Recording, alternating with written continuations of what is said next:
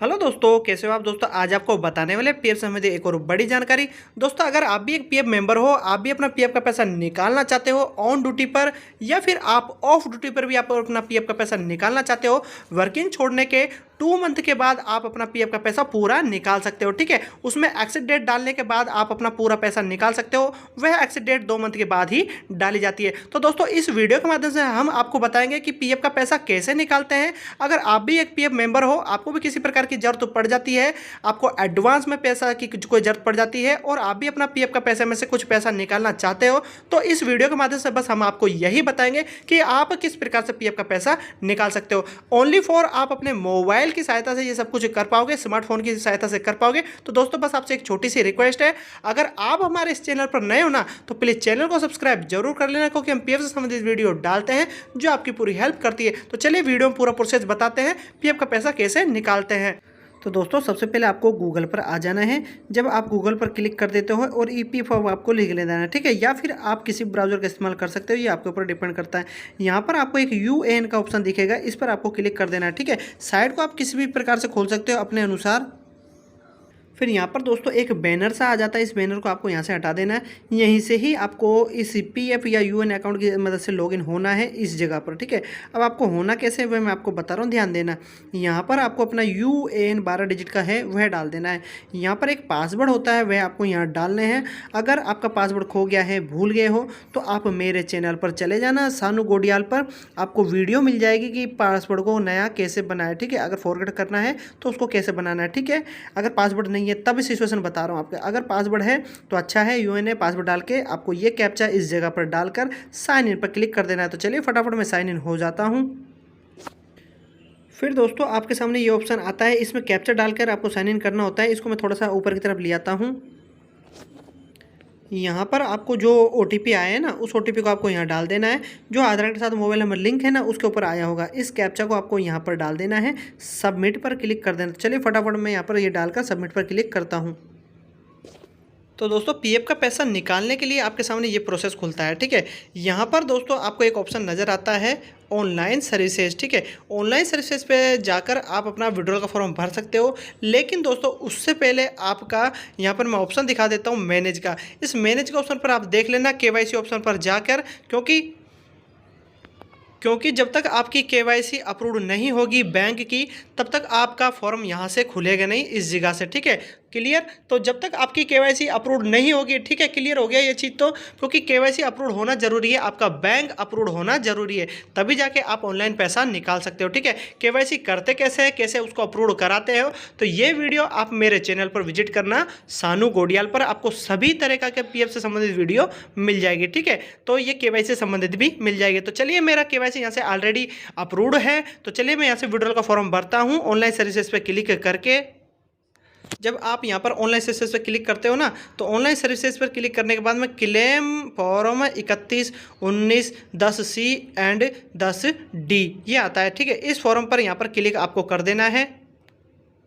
अब दोस्तों आप यहाँ से देखिए, यहाँ पर निजी पहचान को ध्यान में रखते हुए हम आपको अदर्स डिटेल नहीं दिखा सकते।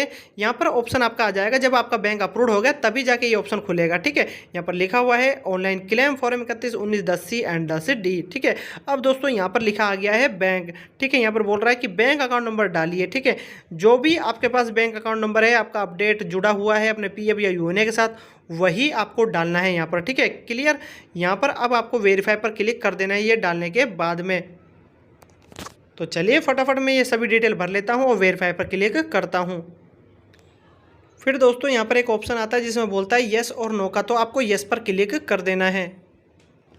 फिर दोस्तों आपके सामने यहाँ पर ये ऑप्शन आ जाता है, यहाँ पर लिखा हुआ है प्रोसेड फॉर ऑनलाइन क्लेम, नीचे की तरफ आपको नजर आएगा। ठीक है, ऑनलाइन क्लेम पर यहाँ पर क्लिक कर देना है।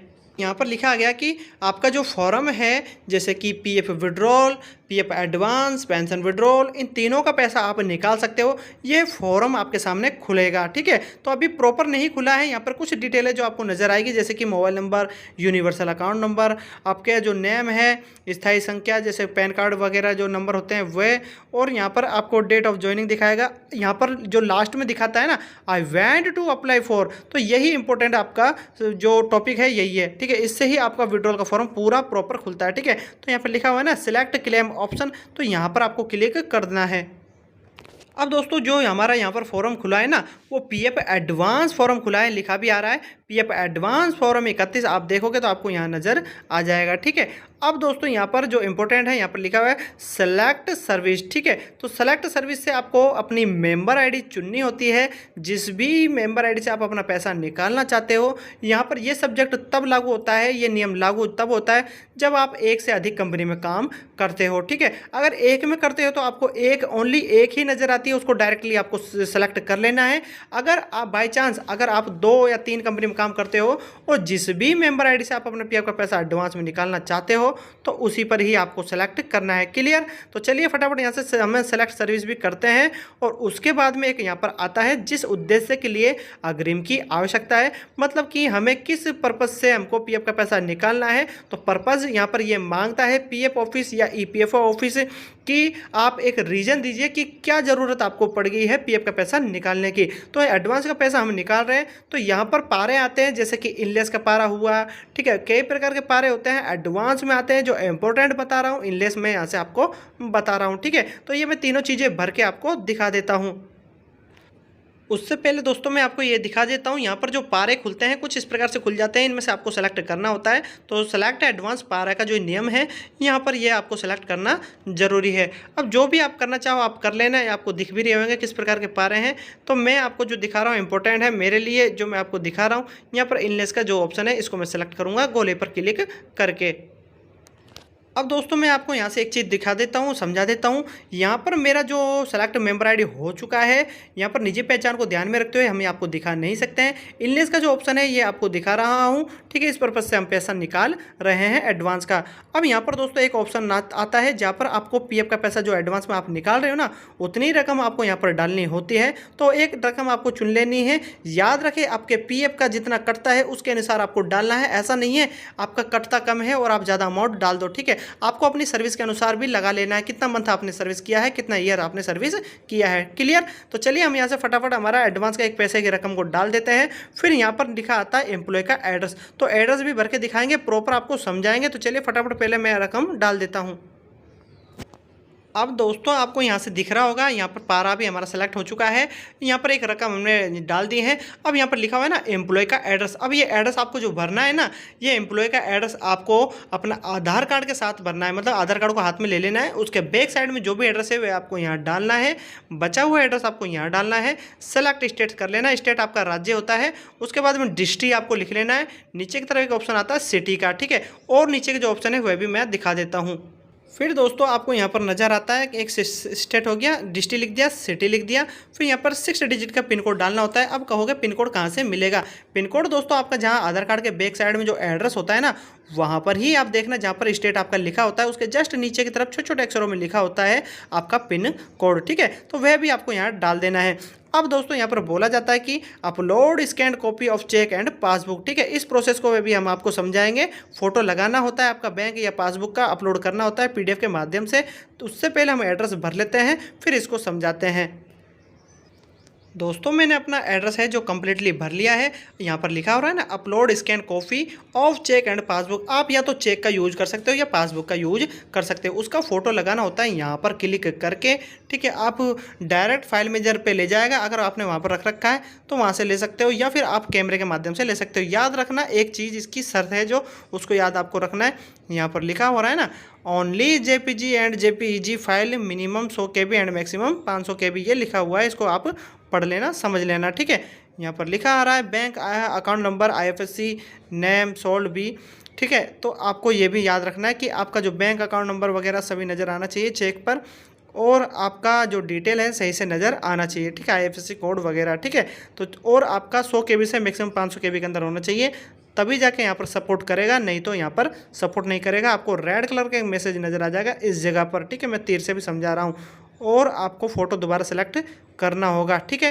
क्लियर? तो चलिए फटाफट मैं अपना फ़ोटो सेलेक्ट कर लेता हूँ।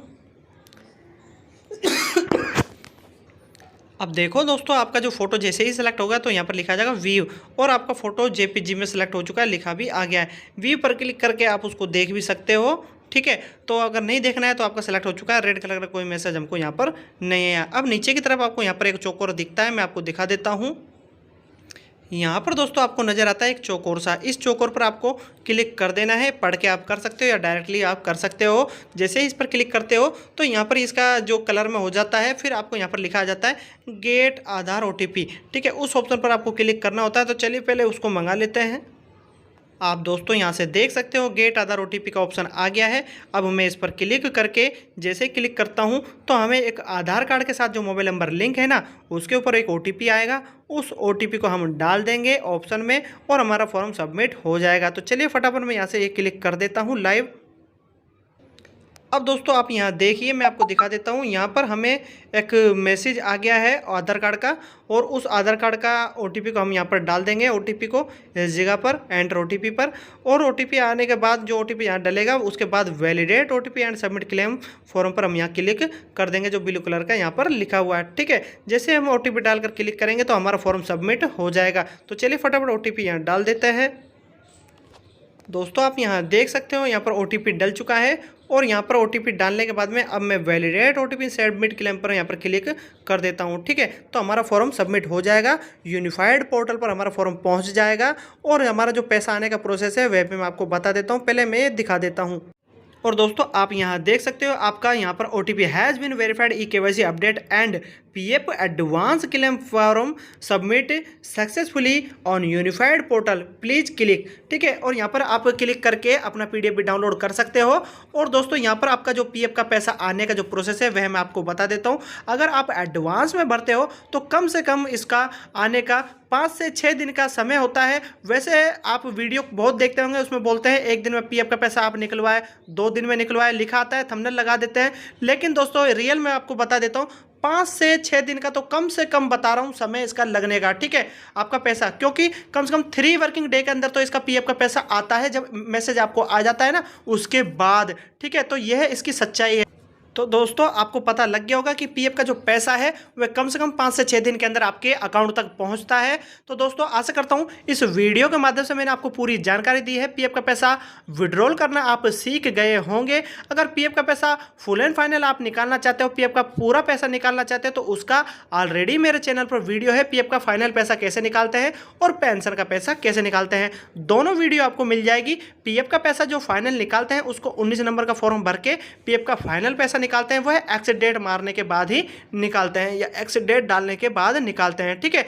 और अगर PF पेंशन का पैसा जो निकालते हैं वह 19 नंबर का फॉर्म भरने के बाद निकालते हैं, ठीक है। तो दोस्तों आशा करता हूं इस वीडियो के माध्यम से मैंने जो आपको जानकारी दी है यह आपको समझ में आ गई होगी। तो दोस्तों आशा करता हूं इस वीडियो के माध्यम से पूरा प्रोसेस आपको समझा दिया है और आपको समझ में भी आ गया होगा। तो दोस्तों कैसा लगा मेरा वीडियो? अगर मेरा वीडियो आपको पसंद आए तो लाइक करें, आगे शेयर करें, और PF से संबंधित हर जानकारी पाने के लिए मेरा चैनल सब्सक्राइब करना ना भूलें। धन्यवाद।